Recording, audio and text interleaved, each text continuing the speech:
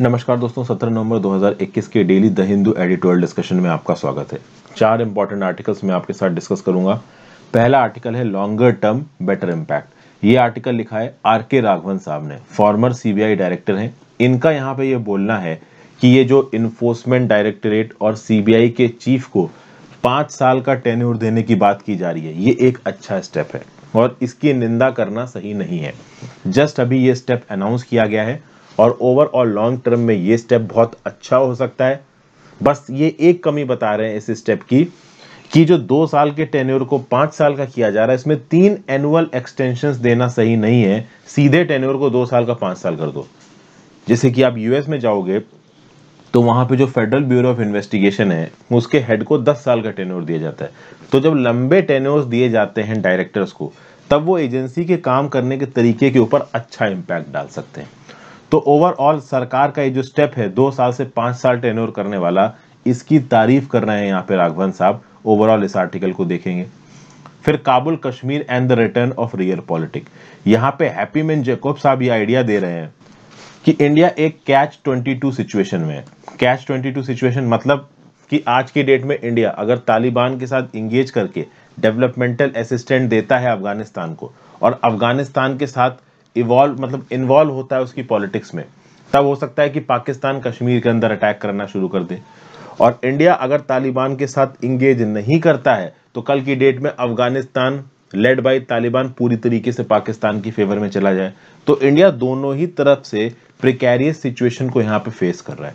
तो इस कंटेक्स्ट में हैप्पीमैन जैकब साहब ने अपने आइडियाज दिए हैं, इन आइडियाज को देखेंगे। नेक्स्ट आर्टिकल है भाई रिटेल और होलसेल प्राइस इन्फ्लेशन का डाटा निकल के आया है अक्टूबर के महीने का। ये अक्टूबर के महीने का डाटा सितंबर से कितना एक्यूट है, कौन कौन सी कमोडिटीज में ज्यादा इन्फ्लेशन आया है, इसके बारे में एक व्यू पॉइंट है, इसको यहाँ पे देखेंगे। और एक और आर्टिकल है S-400 ट्रायम्फ सिस्टम। ये जो S-400 मिसाइल डिफेंस सिस्टम की जो डिलीवरी रशिया के द्वारा शुरू की गई है इंडिया को, उसके कंटेक्स्ट में यूएसए की तरफ इंडिया का क्या रोल होना चाहिए, यूएसए की तरफ इंडिया की क्या फॉरेन पॉलिसी होनी चाहिए, क्या थोड़ा भी यहाँ पे इंडिया को डरना चाहिए when it comes to CAATSA sanctions, इसके बारे में एक व्यू पॉइंट है। तो इस आर्टिकल को देखेंगे। तो टोटल 4 आर्टिकल्स हम डिस्कस कर रहे हैं। सबसे पहले ये पहला आर्टिकल। वीडियो पे लाइक और शेयर का बटन दोस्तों, अगर अब तक आपने चैनल को शेयर और सब्सक्राइब नहीं किया कर दीजिए। ज्वाइन बटन दबा के हेल्प कर सकते हैं। इंस्टाग्राम पे फॉलो कर लीजिए, टेलीग्राम ग्रुप ज्वाइन कर लीजिए। हर चीज का लिंक आपको नीचे डिस्क्रिप्शन बॉक्स में दे रखा है। अपने चैनल मेंबर्स का स्वागत कर लेते हैं, देखते हैं वो किसने किसने ज्वाइन किया। तो अर्चना शर्मा ने हमको ज्वाइन किया। अर्चना शर्मा का 3rd month is a member. Welcome back Archana, thank you so much for joining again. Doctor Jyoti Thakur ने हमको ज्वाइन किया। डॉक्टर ज्योति का 7th month is a member. Welcome back doctor Jyoti, thank you so much for joining again. Thank you so much for your consistent support. जो इतने लंबे समय से members हैं, ऑब्वियस सी बात है, ऐसा लगता है कि उनको मेरी वीडियो से फायदा लग रहा होगा। Thank you so much for the support, क्योंकि आपके ज्वाइन करने से भी काफी फायदा होता है। जोसेफ इमैनुअल ने हमको ज्वाइन किया। किरण लैंका ने हमको ज्वाइन किया। राहुल विश्वास ने हमको ज्वाइन किया। आर ने हमको ज्वाइन किया, इनका 2nd month is a member. Vishal Jha ने हमको ज्वाइन किया, इनका 5th month is a member. Welcome back Vishal, thank you so much for joining again for such a long time. Akash Mishra ने हमको ज्वाइन किया है, इनका 3rd month is a member. Welcome back Akash Mishra, thank you so much for joining. And Viplav Divyashish ने हमको join किया, इनका 2nd month is a member. Welcome back Viplav. So Viplav Divyashish 2nd month is a member. Akash Mishra 3rd month is a member. Vishal Jha 5th month is a member, special welcome back. Are 2nd month is a member. Rahul Vishwas, Kiran Lenka, Joseph Emmanuel, doctor Jyoti Thakur 7th month is a member. Welcome back Jyoti. And Archana Sharma 3rd month is a member. I welcome you guys and girls to my channel as a member. Thank you so much for your continued support. Video पे like और share का button जरूर दबा दीजिए। तो अब बात करते हैं the recent ordinance that allows center to extend the tenure of the director of CBI is timely and merited। यहाँ पे आर.के. राघवन साहब बिल्कुल कड़े शब्दों में सरकार के इस स्टेप की तारीफ कर रहे हैं। इनका ये बोलना है कि रिसेंटली जो केंद्र सरकार का डिसीजन है, जिसके चलते सीबीआई और ईडी के डायरेक्टर्स की जो टेन्योर है उसको 2 साल से बढ़ा के 5 साल तक किया जा सकता है, इसके अगेंस्ट बहुत अपोजिशन आ रहा है। अपोजिशन पार्टीज की तरफ से बहुत अपोजिशन आ रहा है। बहुत सारे लोगों का ये बोलना है कि सरकार इस प्रकार के अपॉइंटमेंट्स का गलत तरीके से इस्तेमाल करके इन चीफ्स की फंक्शनिंग में इंटरफेयर करेगी।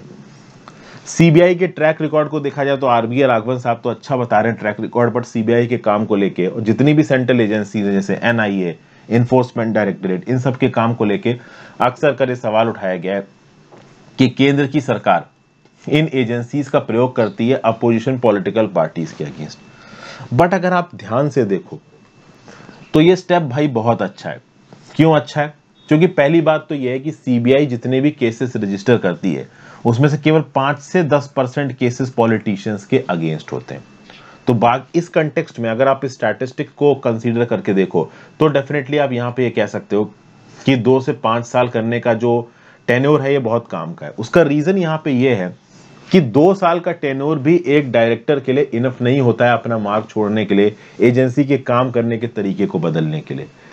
ये आर के राघवन साहब बता रहे हैं कि 20 साल पहले जब ये सीबीआई के डायरेक्टर बनाए गए थे उस समय पे 2 साल के टेन्योर वाला जो नियम था वो बिल्कुल शुरू ही हुआ था, हवाला स्कैंडल के बाद ही आया था। और इसमें जैसा कि मैं आपको पहले भी बता चुका हूं कि मान लीजिए आप 59 ईयर्स में अपॉइंट होते हो सीबीआई के डायरेक्टर की तरह और आपका टेन्योर 2 साल का है तो आप 61 साल तक काम करोगे, जबकि किसी नॉर्मल पोस्ट पे आप काम कर रहे होते तो 60 साल की रिटायरमेंट की एज होती है। तो ऑटोमेटिकली यहाँ पे रिटायरमेंट का एक्सटेंशन आपको मिल जाता है।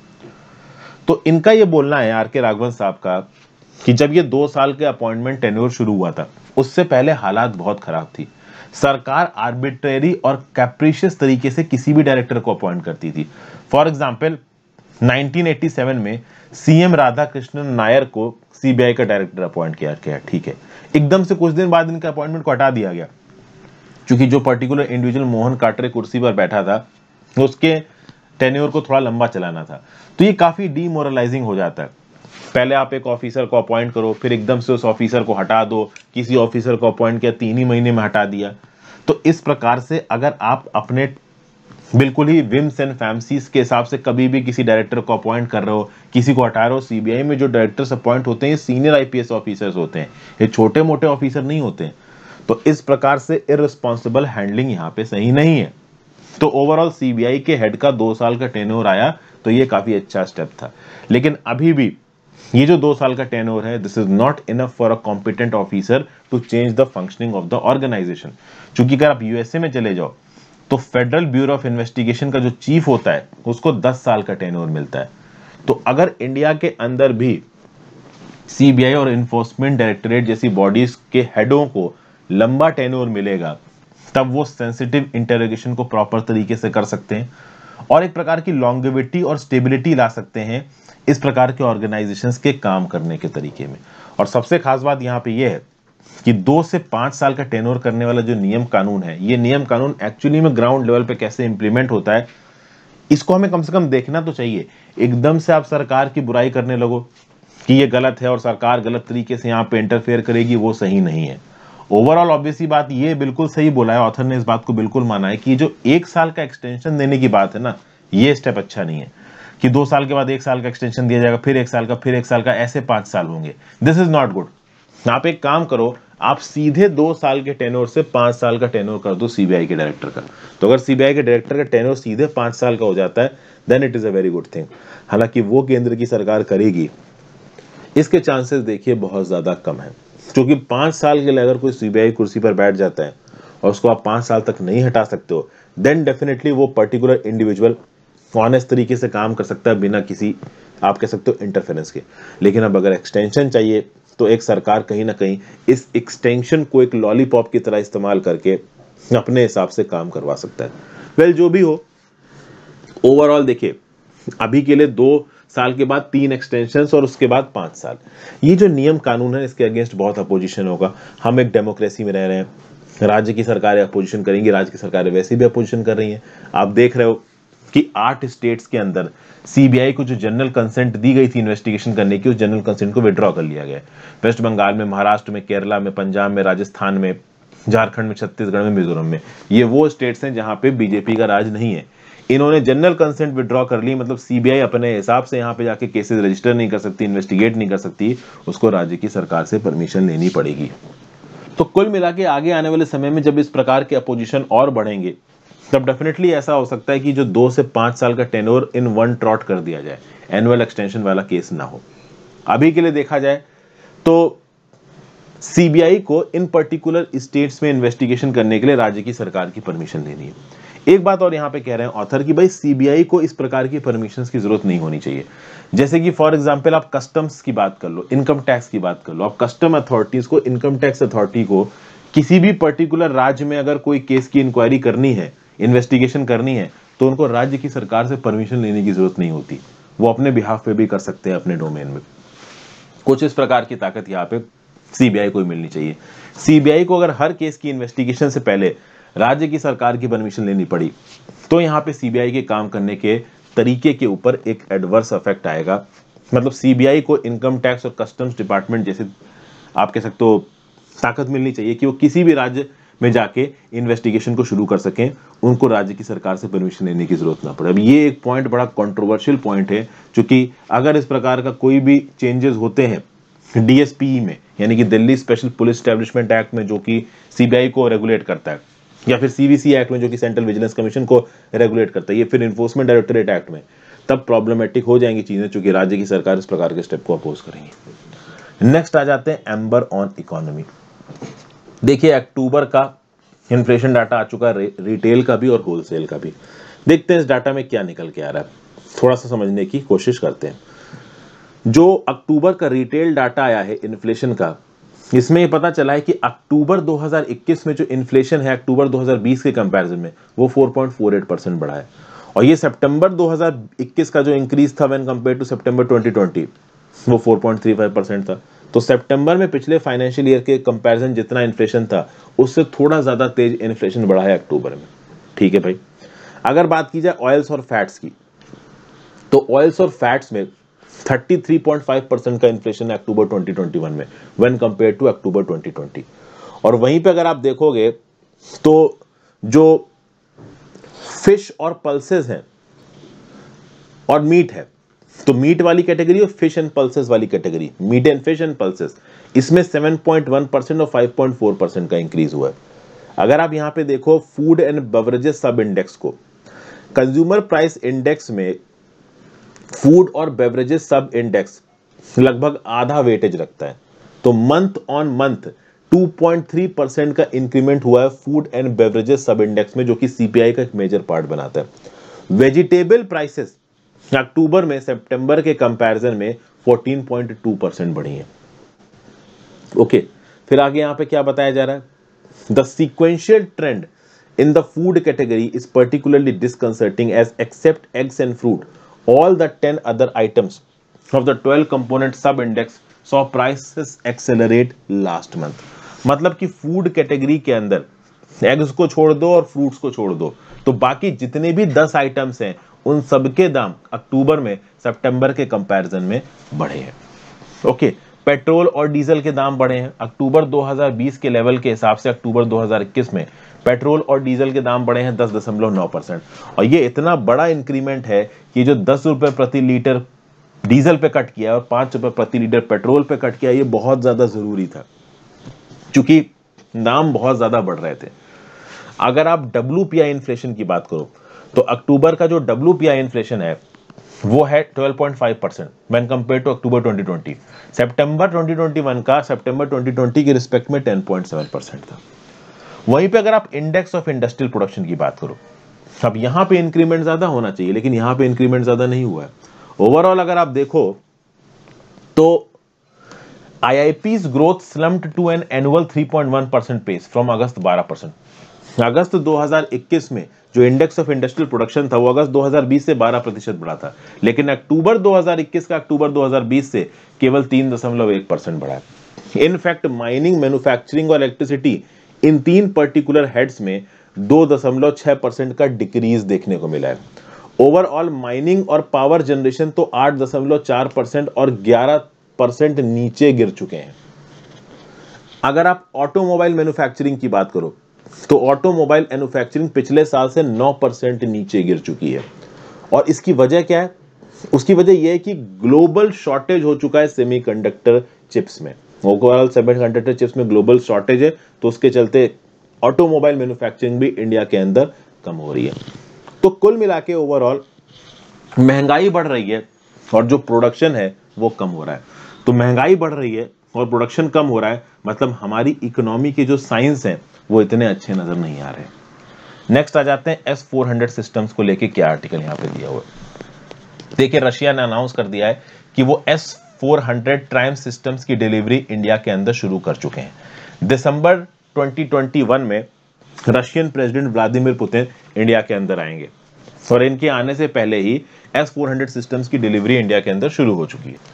ये जो एयर डिफेंस सिस्टम की जो डील थी ना, ये 2018 में साइन की गई थी जब मिस्टर पुतिन इंडिया के अंदर आए थे। अब जब डिलीवरीज यहाँ पे शुरू हो रही, मिस्टर पुतिन फिर से आ रहे हैं। अब 2017 के अंदर एक एक्ट पास किया गया था यूएस के द्वारा, CAATSA act, countering America's adversaries through sanctions act. इस एक्ट के चलते ये बोला गया था कि वो कंट्रीज जो कि रशिया, नॉर्थ कोरिया, ईरान के साथ किसी भी प्रकार का मिलिट्री या इंटेलिजेंस कॉन्ट्रैक्ट रखेंगी, उनके ऊपर इकोनॉमिक और ट्रेवल सैंक्शंस लगा सकता है यूएसए। भारत की सरकार ने इस पर्टिकुलर चीज के ऊपर कोई भी ध्यान नहीं दिया, क्योंकि देखिए भारत की सरकार को इस प्रकार के सैंक्शंस के चलते काफी नुकसान हो चुका है। ईरान का तेल हम नहीं खरीद पाए हैं यूएस के सैंक्शंस के चलते, और उसके चलते स्ट्रेटेजिक डोमेन में ईरान हमसे दूर हो गया है। लेकिन ओवरऑल जब बात आती है इंडिया के डिफेंस की, और स्पेसिफिकली जब हम देखें कि लाइन ऑफ कंट्रोल के ऊपर पाकिस्तान के साथ बवाल चलता रहता है, लाइन ऑफ एक्चुअल कंट्रोल के ऊपर ऑलरेडी चाइना S-400 सिस्टम्स को डिप्लॉय कर चुका है, तो इस बीच में हमें यहाँ पे ओवरऑल रशिया के S-400 मिसाइल डिफेंस सिस्टम की जरूरत है। तो इर्रिस्पेक्टिव ऑफ द फैक्ट कि यूएस क्या सोचता है, और यूएस ने यही S-400 सिस्टम्स खरीदने के लिए चाइना और टर्की के ऊपर ऑलरेडी सैंक्शंस लगाए हुए हैं, इंडिया यहाँ पे डर नहीं रहा है और इंडिया यहाँ पे बिंदास S-400 खरीद रहा है, और खरीदना भी चाहिए, क्योंकि हमारी नेशनल सिक्योरिटी पहले है। हम यूएस के स्ट्रेटेजिक इंटरेस्ट के लिए अपनी नेशनल सिक्योरिटी को नहीं छोड़ सकते। तो कुल मिला के यहाँ पे यूएस के अंदर भी जो बाइडेन को कांग्रेस की तरफ से ऑथराइजेशन मिल चुका है कि अगर उनको ऐसा लगता है कि यूएस के नेशनल इंटरेस्ट के हिसाब से इंडिया के ऊपर सैंक्शंस नहीं लगाने चाहिए, तो वो सैंक्शंस ना लगाएं। इंडिया को एक्चुअली में यहाँ पे सैंक्शन से डरना ही नहीं चाहिए, ऐसा आर्टिकल यहाँ पे बोल रहा है। इनफैक्ट इंडिया के जो वाइटल नेशनल सिक्योरिटी इंटरेस्ट है वो इंडिया के लिए सबसे ज्यादा जरूरी होने चाहिए। रशियन वेपनरी के ऊपर इंडिया की डिपेंडेंस कम करना जरूरी है, ये बात इंडिया के लिए भी इंपॉर्टेंट है, और कुछ हद तक यूएस के कंटेक्स्ट में ये बात सुनना इंडिया के लिए जरूरी है। लेकिन ओवरऑल ये जो यूनाइटेड स्टेट्स के यूनिलैटरल सैंक्शंस हैं, ये मल्टीलैटरल सिस्टम को डिस्टर्ब कर देते हैं। अपने आप से डोनाल्ड ट्रंप आए, उन्होंने ईरान के ऊपर सैंक्शंस लगा दिए। अगर काटसा के अंदर इंडिया के ऊपर सैंक्शंस लगते हैं तो क्या इंडिया अपनी सिक्योरिटी को भी इग्नोर करना शुरू कर देगा? कल की डेट में चाइना के साथ हमारा वॉर होता है तो क्या यूएस मदद के लिए आएगा? कोई गारंटी नहीं है।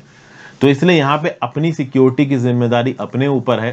तो हमें यूएस के इस पर्टिकुलर सैंक्शन से डरने की जरूरत नहीं है, ना ही यूएस को समझाने की जरूरत है कि तुम हमारे ऊपर सैंक्शन मत लगाओ। सीधे सीधे यूएस को बोल दो ये हमारी नेशनल सिक्योरिटी का मुद्दा है, ये तो हम खरीदेंगे, तुमको सैंक्शन लगाने हो तो लगा लो, जो करना हो कर लो।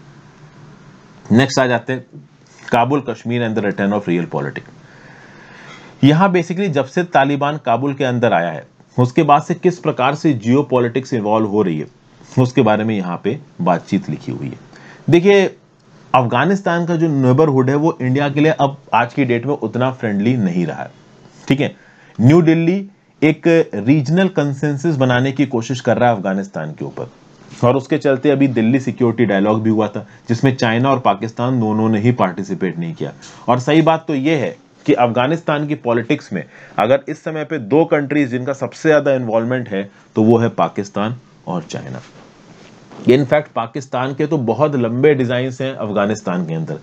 चाइना का तो जो मेन डिजाइन है अफगानिस्तान के अंदर वो है belt and road initiative. Belt and road initiative को बहुत तेजी से अफगानिस्तान के अंदर बढ़ाना चाहता है चाइना। ठीक है भाई, ओवरऑल देखा जाए अगर आप तो अब पाकिस्तान का यहाँ पे सिंपल अप्रोच है कि किसी भी प्रकार से इंडिया को यहाँ घुसने मत दो, और चाइना की यहाँ पे क्या अप्रोच है कि अफगानिस्तान को चाइना पाकिस्तान इकोनॉमिक कॉरिडोर के साथ जोड़ा जाए। और overall belt and road initiative का हिस्सा तो अफगानिस्तान मई 2016 से है। तो ये दोनों ही कंट्रीज पाकिस्तान और चाइना इंगेज कर रही हैं बहुत प्रोएक्टिवली। किसके साथ? अफगानिस्तान के साथ, तालिबान के साथ। अभी के लिए चाइना ने तालिबान को रिकॉग्निशन नहीं दिया है, बट ये कुछ समय की बात है, आगे आने वाले समय में जल्दी ही हो सकता है ये न्यूज आ जाए कि चाइना ने ऑफिशियली तालिबान को रिकॉग्नाइज कर दिया है as the sole representative of Afghanistan. अभी के समय पे पूरी दुनिया इस डिलेमा में है कि हम अफगानिस्तान को सपोर्ट दें, एड दें या ना दें। अब सबसे खास बात यहां पे ये है कि पाकिस्तान क्या बोल रहा है। पाकिस्तान एक तरफ तो पूरी दुनिया को ये बोल रहा है कि आप अफगानिस्तान को एड दो, आप अफगानिस्तान को पैसा दो, वहां पे मल्टीलेटरल डेवलपमेंट करो।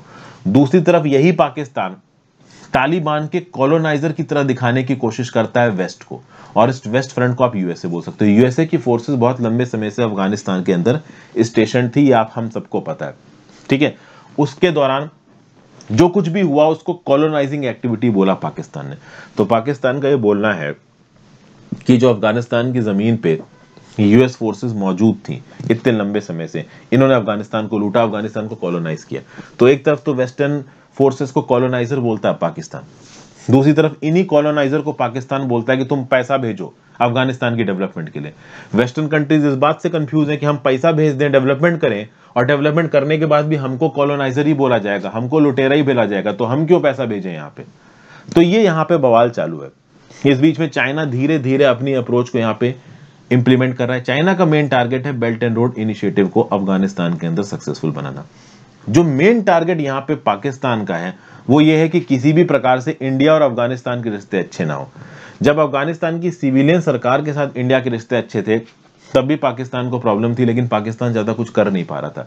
लेकिन अब तालिबान की इंटरनल पॉलिटिक्स के अंदर पाकिस्तान बहुत प्रोएक्टिवली इंटरवीन कर रहा है। और आगे आने वाले समय में हैप्पी मैन जैकब साहब का यहाँ पे ये बोलना है कि अगर इंडिया प्रोएक्टिवली तालिबान के साथ इंगेज करता है और अफगानिस्तान की डेवलपमेंट में अपनी मदद पेश करता है, जो कि तालिबान भी चाहता है वो करे, तब पाकिस्तान कश्मीर के अंदर अटैक्स को बढ़ा देगा। और अगर इंडिया तालिबान से अपने आप को दूर रखता है, अफगानिस्तान के साथ प्रोएक्टिवली इन्वॉल्व नहीं करता है, तब अफगानिस्तान पाकिस्तान के साथ मिलकर इंडिया के अगेंस्ट हो जाएगा। तो दोनों ही केसेस में इंडिया के अगेंस्ट जा रही है बातें। तो इंडियन स्टैंड यहाँ पे क्या निकल के आ रहा है? अभी के लिए इंडियन स्टैंड यहाँ पे ये निकल के आ रहा है कि इंडिया पाकिस्तान को इग्नोर करके तालिबान के साथ धीरे धीरे इंगेज करने की कोशिश कर रहा है, और तालिबान भी ये चाहता है। और ओवरऑल अगर आप देखो तो पाकिस्तानी स्टैंस में थोड़ी चेंजेस आ गए हैं। फरवरी मार्च 2021 के समय पे एक बैक चैनल डील हुई थी, जिसके चलते लाइन ऑफ कंट्रोल जो है ना इंडिया पाकिस्तान की कश्मीर में, वो थोड़ी स्टेबलाइज हो गई थी। लेकिन जैसे ही 15 अगस्त को काबुल के अंदर तालिबान जीत के ताकत में आया, उसके बाद से आप देखोगे कि जो कश्मीर रीजन है वहां पे बहुत सारा वायलेंस बढ़ गया है। और ओवरऑल पाकिस्तान का जो कंसीलिएटरी स्टैंड था इंडिया की तरफ, वो स्टैंड खत्म होने लगा है। पाकिस्तान को एकदम से लगा है कि अफगानिस्तान की स्ट्रेटेजिक कंसीडरेशंस को हम इस्तेमाल करके हवा को इंडिया के अगेंस्ट मोड़ सकते हैं। और ओवरऑल अगर आप देखो कश्मीर रीजन की पॉलिटिक्स पाकिस्तान के लिए कितनी जरूरी है, इस बात से पता चलता है कि जो पाकिस्तान ऑक्युपाइड कश्मीर है, यहाँ पे जो ये पाकिस्तान ऑक्युपाइड कश्मीर के प्रेसिडेंट थे सरदार मसूद खान, इसको पाकिस्तानी एम्बेसडर बनाया गया है यूएस के लिए। तो कुल मिला के जो कश्मीर की पॉलिटिक्स है ये पाकिस्तान के लिए कितनी इंपॉर्टेंट है, ये इस बात से भी पता चलती है। आगे आने वाले समय में देखिए दोस्ती वोस्ती तो बहुत दूर की बात हो गई। ओवरऑल हम अगर तालिबान के साथ रिश्ते अच्छे करें तो वही पाकिस्तान को पसंद नहीं आएगा और वो कश्मीर के अंदर और अटैक्स को स्पॉन्सर करेगा। तो आगे आने वाले समय में इंडिया के लिए सिचुएशन स्ट्रेटेजिकली और टफ होने वाली है when it comes to engaging with Taliban and Pakistan simultaneously. Let's see क्या होने वाला है। तो ये 4 आर्टिकल्स थे जो कि मैंने आज आपके साथ डिस्कस किए। आई होप आपको पसंद आए हो। ज़्यादा से ज़्यादा लोगों के साथ इस वीडियो को शेयर करिएगा दोस्तों। आप अपने व्यू पॉइंट नीचे कमेंट बॉक्स में दे सकते हैं, इंस्टाग्राम पे फॉलो कर सकते हैं, टेलीग्राम ग्रुप ज्वाइन कर सकते हैं। दोनों ही चीज़ों का लिंक नीचे दिया हुआ है। Have a great day friends, good bye, ध्यान रखिए।